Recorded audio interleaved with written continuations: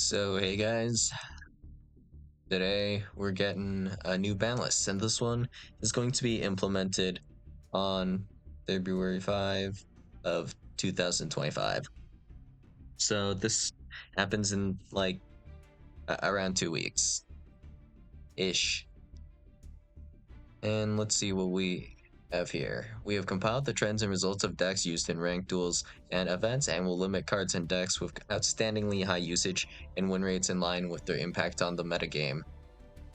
The changes made to the list reflect our aims of preventing decks from being too difficult to counter and ensuring the game's tactical element is not comprised by overly short duels, which is interesting to say the least. So first off, honestly, I don't think Secret Village of the Spellcasters really fits anything that is being said here. So it does have pretty high usage, I think, relatively right now, weirdly enough.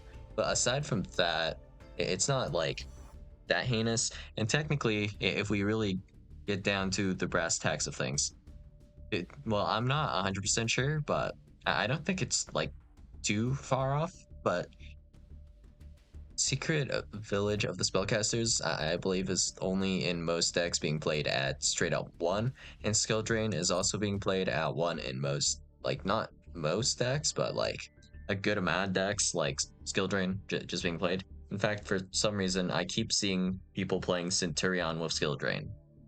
Like, just no clue why there's so much of that floating around. That's only really good if you're maybe going first, and then you can do like activate Blazar effect under skill drain, and then the effect still works because it banishes for cost and returns. But aside from that, really don't get it, but alright, whatever. Secret Village of the Spellcasters being gone, purely a good thing. That there was literally no good reason for this card to be in the game, arguably.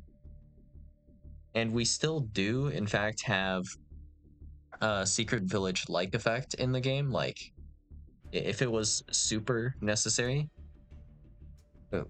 we're still okay if Runic Stun gets like a second wave, I suppose, and we're able to go first. We can pretty easily deal with this, I guess.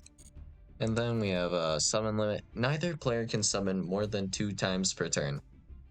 This card's finally banned. I mean, not really sure why this was ever limited and not just straight up banned. Like, what was the reasoning behind this? This is just the same kind of garbage as flipping, I don't know, like Imperial Order, Vanity's Emptiness. In fact, you could somewhat argue this is better because this is a little bit harder to out situationally. But, just any deck can play Summon Limit, and if you're going second against this, you pretty much just have to draw backer removal because you're not even going to be you're not even going to be able to access your extra deck against a summon limit. So for example, if I want to SP to out this, SP takes 4 summons because we need to link summon to a link one. We also need to link summon 2 monsters and then make the SP.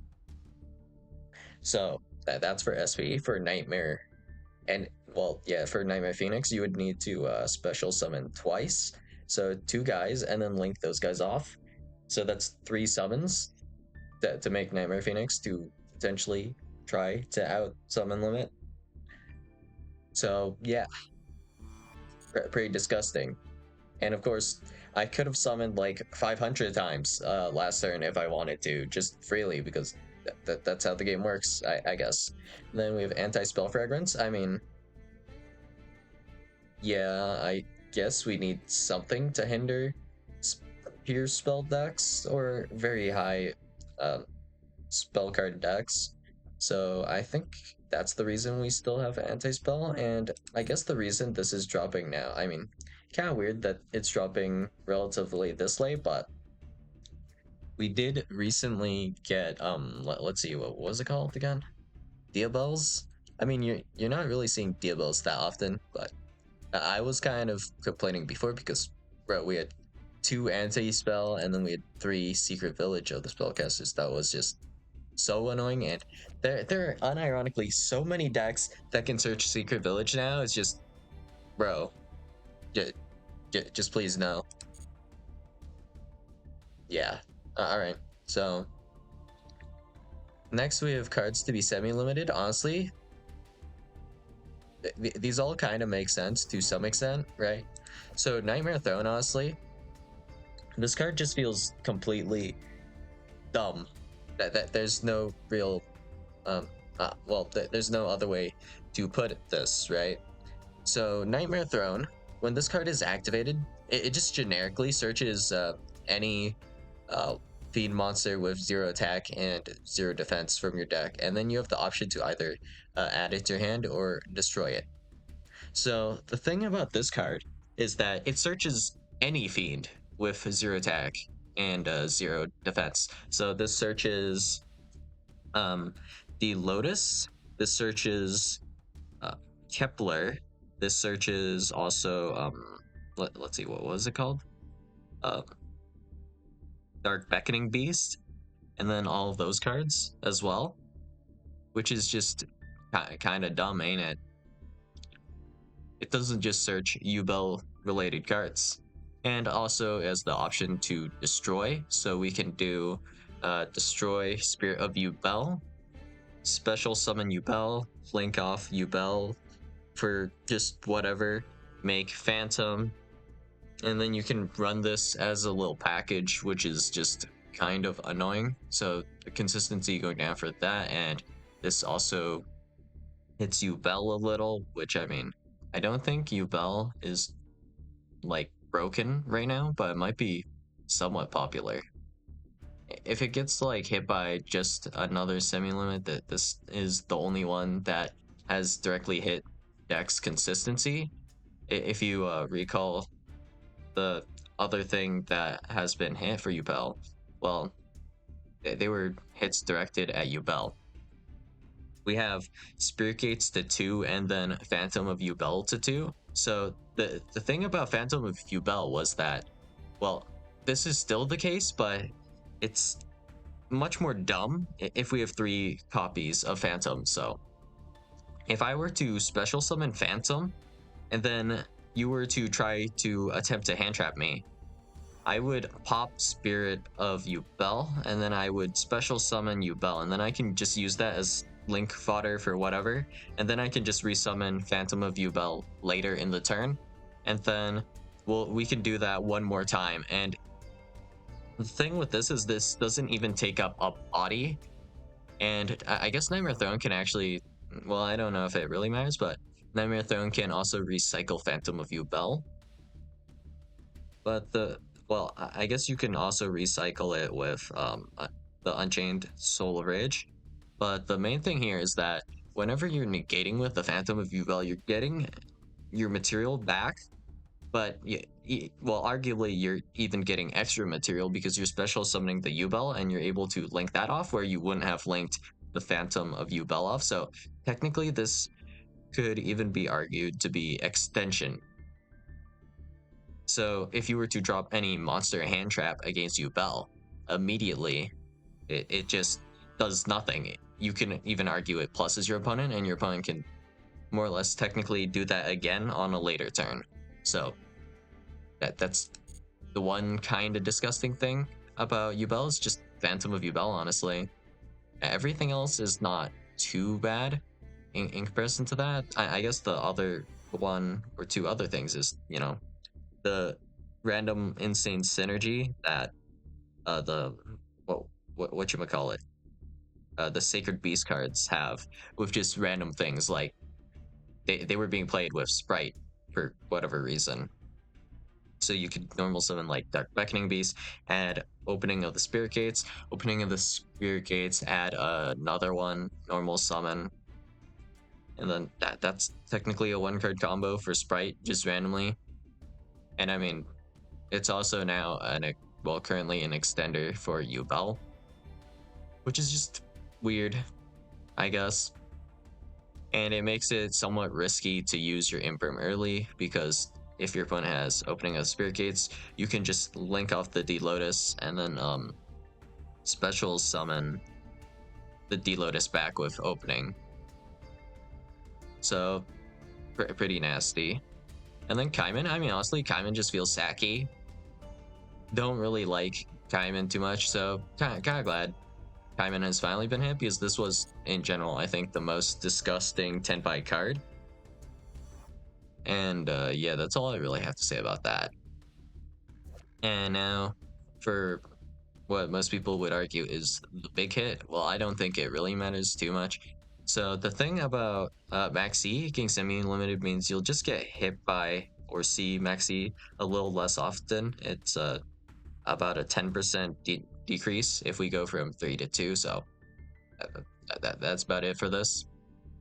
But what does this tell you about the game moving forward? I think at this point, we're probably actually going to start phasing out Maxx C a little bit and trying to move towards everyone playing mulcharmies. And I think we won't be able to, in the future, necessarily draw in the same way as we have been before. Like with Maxx C, if we consider just special summoning from the extra deck, how many guys that actually takes, right? So just broadly in general, there are going to be some exceptions to this, but to special summon a guy from the extra deck, for example, so if we look at and take the comparison of Maxx C and mulcharmy Fuelos, if we want to special summon one guy from the extra deck, Maxx C will, in general, get 3 draws, more or less, every time we special summon from the extra deck. Fuelos will get maybe, like, if we generously assume you're only getting the extra deck draw, that's only going to be 1 per every time you summon from the extra deck. So if I were to access, let's say, about half of my extra deck, which is like maybe 7-8 cards, that's only 7-8 draws.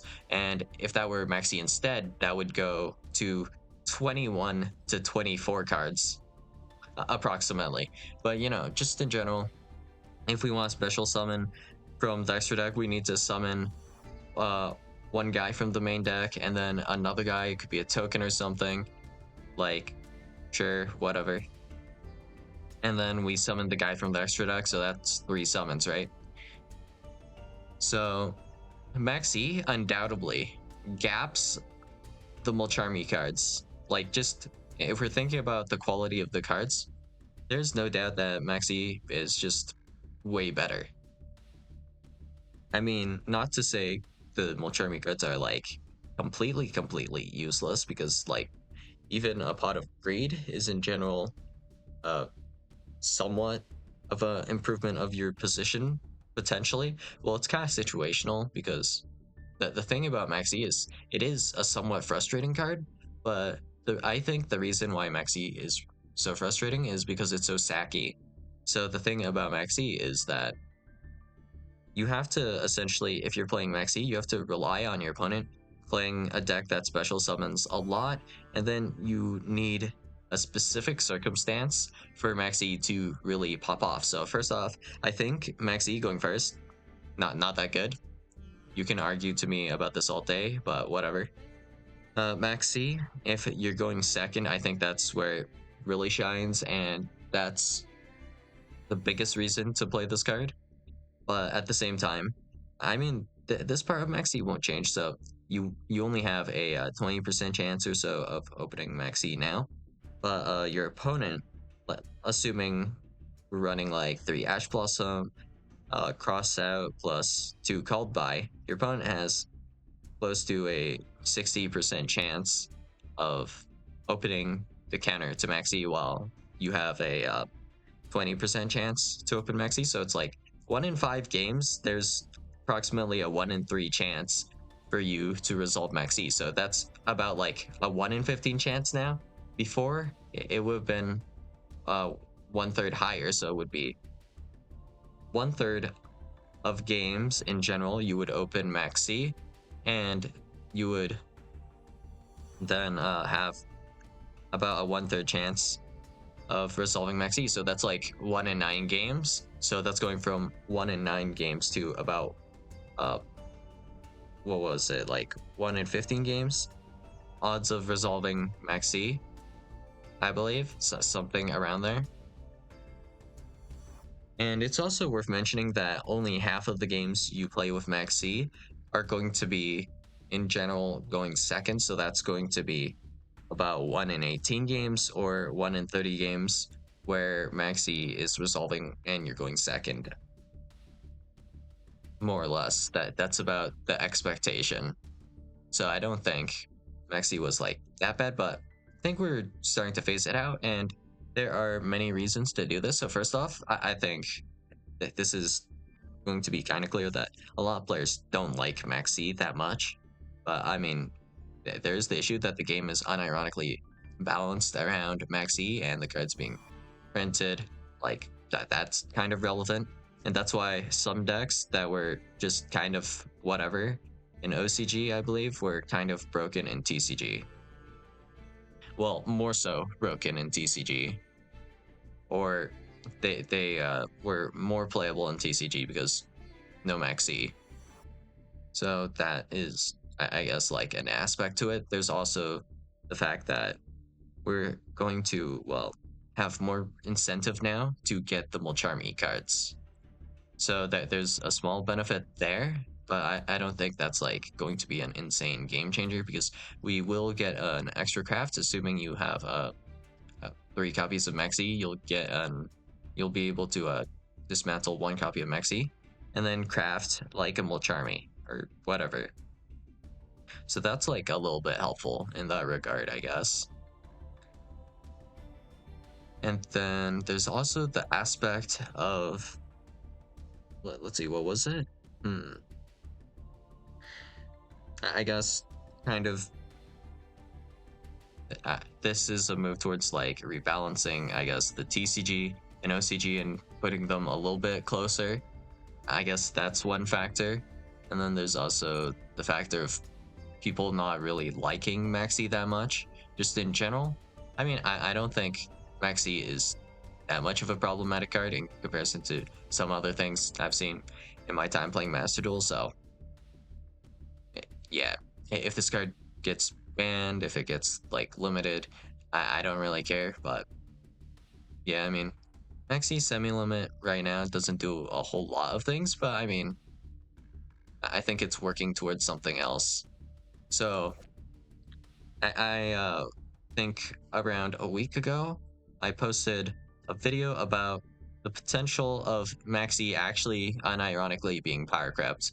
And I mean, it's technically possible, but I don't think like it would be reasonable to go in that direction because going second is already like problematic in the sense that going first is just leagues above going second for many reasons.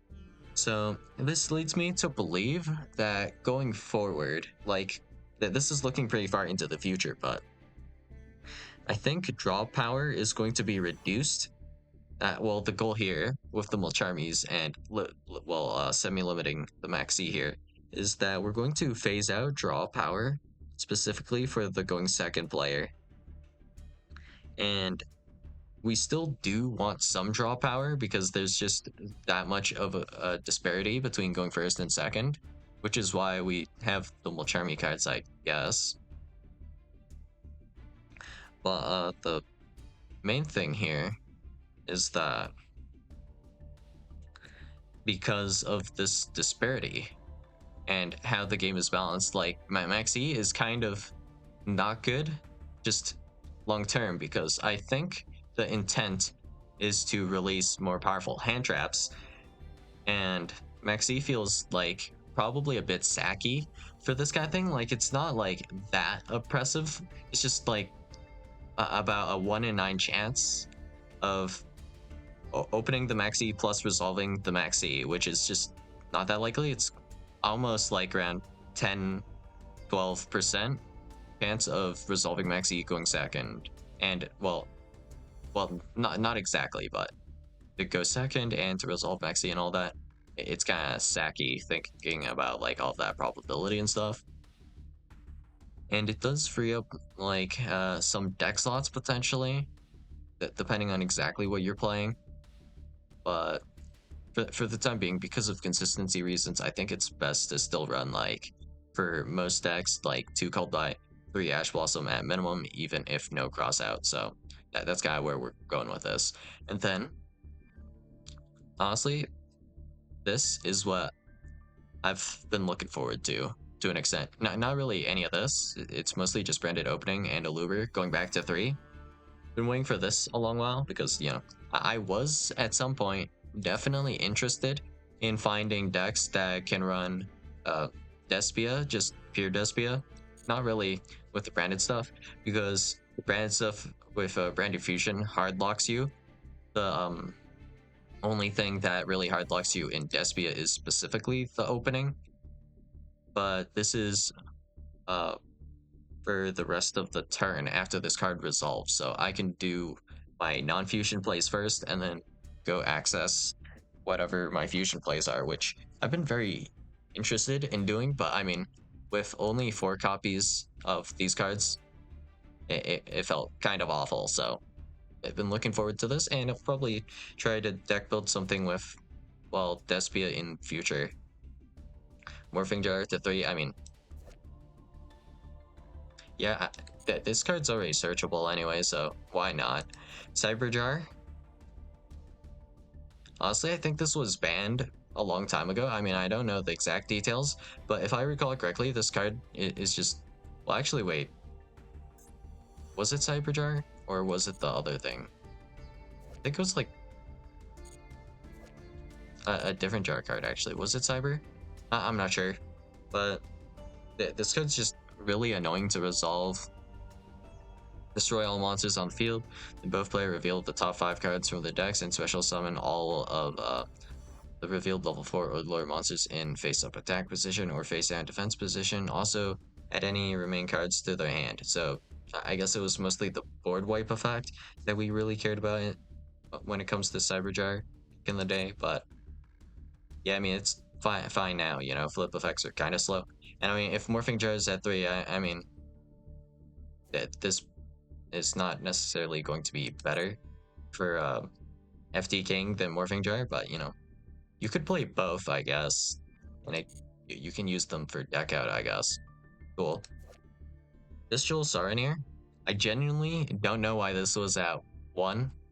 Like, this is arguably the worst Bestial, except when you're playing branded. That's about it, really. So even without Saranir, we have 1 copy of Magnemite.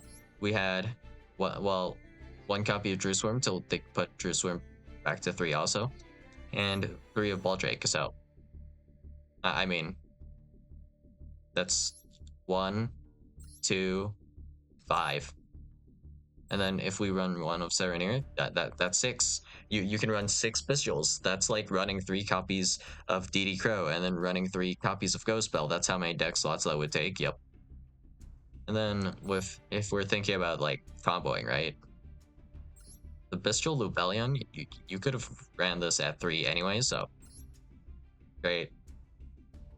And you also run Albion at 3, and honestly, I think Albion was better than Bestial Saranir in general, because if we opened